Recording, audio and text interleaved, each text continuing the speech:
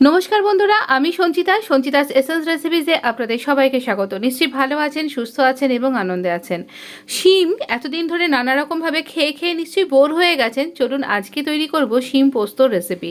ভীষণ সুস্বাদু আর এক থালা ভাত এই দিয়ে উঠে যাবে, এটুকু বলতে পারি। তো আপনি তেলটা যে কোনো রকমের নিতে পারেন, তবে পোস্ত যখন সর্ষের তেলও নিতে পারেন। আমি এখানে সাদা তেল নিয়েছি, 5 ফোড়ন দিলাম। এখানে আপনি কাঁচা লঙ্কাও এর সাথে ব্যবহার করতে পারেন। কিছু শিম ছোট সাইজের ছিল, তাকে গোটা রেখেছি, আর কিছু বড় ছিল তাই জন্য তাকে দু টুকরো করে নিয়েছি। তো এই রকম করে ওপরের দিকের দুটো বোটার অংশগুলোকে ছাড়িয়ে সাইডের সুতোগুলোকে ভালো করে পরিষ্কার করে নিতে হবে। নিয়ে আমরা শিমগুলোকে তেলের মধ্যে দিয়ে দিলাম। আর খেয়াল রাখবেন শিমটা যেন বেশ টাটকা হয়, তাহলে এই রেসিপিটা খুবই সুস্বাদু তৈরি হবে। এবার আমরা একদম ধিমে আঁচে এই শিমগুলোকে ভালো করে নাড়াচাড়া করে সতে করে নেব।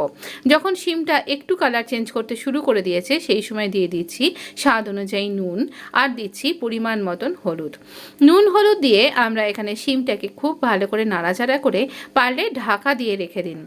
আর আঁচটা কিন্তু একদম কম আঁচে করুন, বেশি আঁচে কিন্তু এটা করবেন না, তাহলে এই শিমের কালারটা কিন্তু চেঞ্জ হয়ে যাবে আর শিমটা অতটা ভালো খেতে লাগবে না। এবার আমরা খুব ভালো করে এটাকে নাড়াচাড়া করে নিচ্ছি, বা যাতে সমস্ত শিমের গায়ে নুন হলুদগুলো খুব ভালোভাবে লেগে যায়, এবং শিমটাকে আমরা একটু ঢাকা দিয়ে হতে দেব। দেখুন ঢাকা দিয়ে বেশ কিছুক্ষণ হওয়ার জন্য এটা কীরকম নরম হয়ে গেছে, দেখতেই পাচ্ছেন কালারটাও চেঞ্জ হয়ে গেছে। এবার আমি একটা পেস্ট তৈরি করেছি, 4 চামচ পপি সিডস মানে পোস্ত, আর 2 চামচ চার মগজ ভালো করে ড্রাই গুঁড়ো করে নিয়ে, দুটো কাঁচা লঙ্কা দিয়ে এটাকে ভালো করে বেটে নিয়েছি। এবার এই পেস্টটা আমি এখানে এটা দিয়ে দিচ্ছি। এখানে আমি এই পেস্টটা দিয়ে নিয়ে এখানে দিয়ে দিচ্ছি হাফ কাপ জল। খুব বেশি জল কিন্তু এখানে ব্যবহার করবেন না। দিয়ে আবারও কিন্তু আমরা এটা চাপা দিয়ে হতে দেব। আর তাতে করে কি হবে, এই শিমের মধ্যে এই পোস্ত সমস্ত ফ্লেভারটা অ্যাবজর্ব করে যাবে, আর ভীষণ সুস্বাদু খেতে হবে। আর যেটুকুনি সেদ্ধ হতে বাকি আছে শিমগুলো, সেটুকুনিও সেদ্ধ হয়ে যাবে। আমি সাজেস্ট করব আপনি এটা ফ্রাই প্যানে করুন, তাহলে এটা আরও তাড়াতাড়ি আর সুন্দরভাবে তৈরি হবে।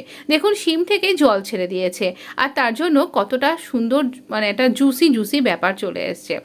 এই রান্নাটা একটুখানি ড্রাই হয়, তবে আপনি যদি ঝোল এই রকম শিমের পোস্তর ঝোল খেতে চান, তাহলে আপনি এই রকম পর্যায়ে নামিয়ে নিন একটু কাঁচা সর্ষের তেল দিয়ে। এখানে আমি দিয়ে দিচ্ছি, যখন বেশ খানিকটা হয়ে গেছে তখন দুটো কাঁচা লঙ্কা দিয়ে দিলাম, কারণ কাঁচা লঙ্কাগুলো যদি অনেক আগে থেকে দিই তাহলে খুব বেশি ঝাল হয়ে যাবে, তাই জন্য আমি একটু ঝাল কম খাই বলে এই রকম একটু পরে দিলাম। এবার খুব গা মাখা টাইপের হয়ে থাকবে, এই রকমভাবে অবস্থায় আমরা এটাকে অফ করে দেব।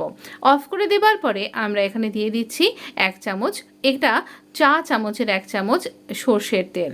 এই সর্ষের তেলটা কিন্তু আপনার স্বাদকে, এই পোস্তর স্বাদকে অনেক গুণ বাড়িয়ে দেবে। তো দেখতেই পাচ্ছেন কি টেম্পটিং দেখতে লাগছে। ব্যাস আর কি, গরম ভাতের সাথে পরিবেশন করে দিন। কে যে আপনাকে বলবে না যে আর শিম খেতে ভালো লাগছে না, সব সময় বলবে এই রকম একটা রেসিপি তৈরি করুন। তো অবশ্যই এটা কিন্তু বিনের সাথেও খুব ভালো লাগবে, আগাম বলে রাখলাম, কিন্তু বিন দিয়েও ট্রাই করতে পারেন। চ্যানেলটা প্লিজ সাবস্ক্রাইব করবেন আর নোটিফিকেশান বেলটাও অন করতে ভুলবেন না। ধন্যবাদ বন্ধু, ভালো থাকবেন।